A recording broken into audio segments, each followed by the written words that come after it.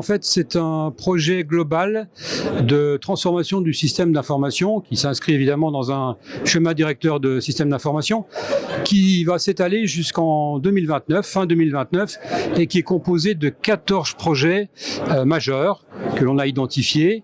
Alors, on a démarré un premier projet sur la partie cybersécurité, parce que vraiment, la cybersécurité, la cyberrésilience, c'est le socle fondamental pour pouvoir empiler tous les projets.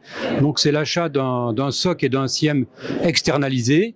Ensuite, on va passer aussi une couche supplémentaire de cyberrésilience avec le plan de reprise informatique, le PRA, externalisé aussi, parce que je pense beaucoup que ce qui est important, c'est d'avoir recours à des sociétés spécialisées et d'externaliser le risque. Et puis ensuite, on monte un petit peu dans des couches, on va dire, fonctionnelles, applicatives. Alors, un des projets phares aussi qui va nous occuper dans ce schéma directeur, c'est l'arrivée d'une plateforme d'intelligence artificielle générative pour les services supports, les services administratifs de l'hôpital, mais aussi de l'IA de santé vraiment spécialisée pour aider les médecins, les soignants à diagnostiquer, à mieux prédire les maladies.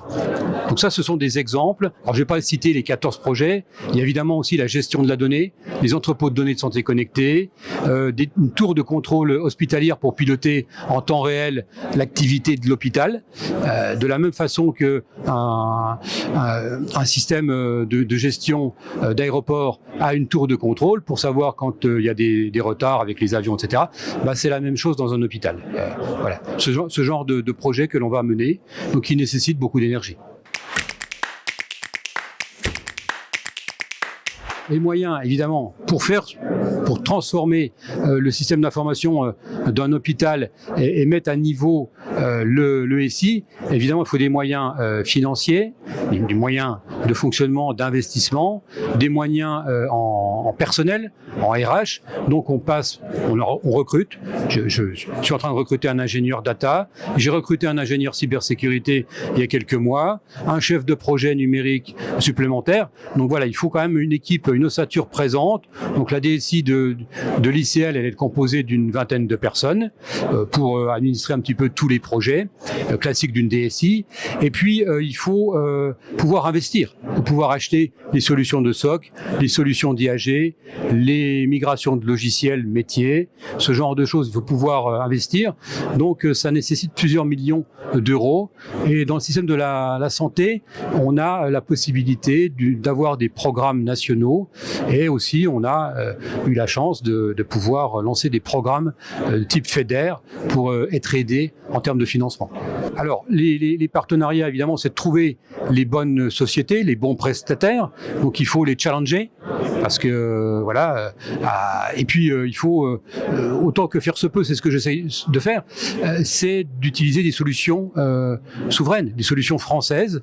Et puis après, je regarde. On va essayer d'en faire un maximum. Là, on est sur le savon de la souveraineté, donc ça tombe très bien. Et il y a des belles structures, des belles sociétés françaises qui peuvent répondre à tout l'ensemble de mes 14 projets. Donc probablement, voilà, si je vous dis qu'il y aura 95% de souveraineté dans les projets du SDSI, ce sera pas un vain mot. Les partenariats, c'est de trouver les bonnes sociétés, les challenger, de pouvoir acheter avec facilement. Donc facilement, ça veut dire utiliser des centrales d'achat, voilà, qui mettent en avant des produits souverains. Les résultats escomptés, c'est bien évidemment, c'est de mettre à niveau le système d'information, de faire en sorte qu'il n'y ait pas d'attaque. Voilà, si j'ai zéro rupture de service, ce sera un bon métrique pour la partie cybersécurité.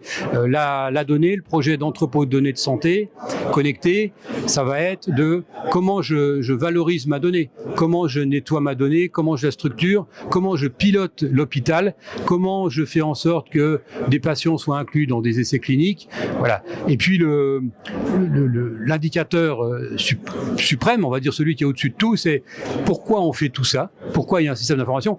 C'est pour que les soignants qui viennent à l'hôpital soit pris en charge de la meilleure façon, qu'il n'y ait pas de retard dans les consultations, qu'il n'y ait pas de retard dans les opérations, qu'il y ait un suivi, qu'il puisse avoir des questionnaires de satisfaction. Voilà, c'est un ensemble. Il faut que le patient il puisse s'exprimer et donner son niveau de satisfaction. Et s'il est satisfait, nous on aura fait notre travail. On l'aura soigné, on l'aura accueilli, et c'est le leitmotiv qui doit nous guider. Le système d'information n'est qu'un outil. C'est un outil important, colonne vertébrale très importante, le système nerveux, il est important, mais il ne faut pas oublier qu'il est en support des soignants, des médecins, du personnel technique, administratif, financier, RH, qui fait tourner l'hôpital et qui permet d'accueillir des patients et de remplir les missions du centre de cancérologie qui sont le soin, la prévention, l'enseignement.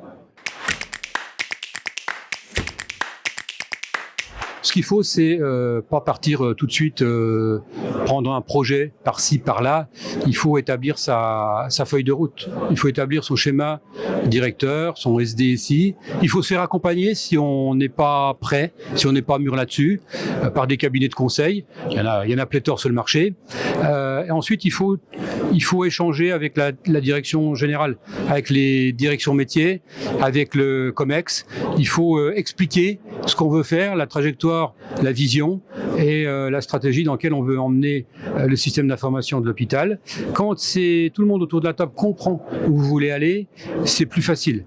Il faut que les projets il faut que l'ensemble raconte une belle histoire, mais il faut que chaque projet raconte sa propre histoire. Il faut que toutes les équipes soient embarquées dès le début et comprennent.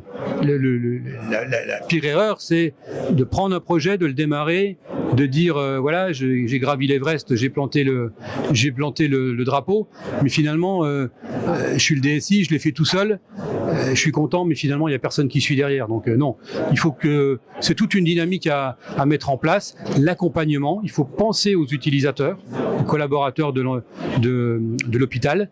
Il faut les embarquer dans tous ces projets. Donc il faut mettre en place une comitologie, des réunions. Il faut parler. En fait, il faut se parler. L'IA, elle est importante. Elle réglera pas tout. Il faut surtout faire de l'humain, parler, faire de la bobologie, expliquer, convaincre. Ça, c'est le secret qui existe depuis la nuit des temps et va falloir continuer.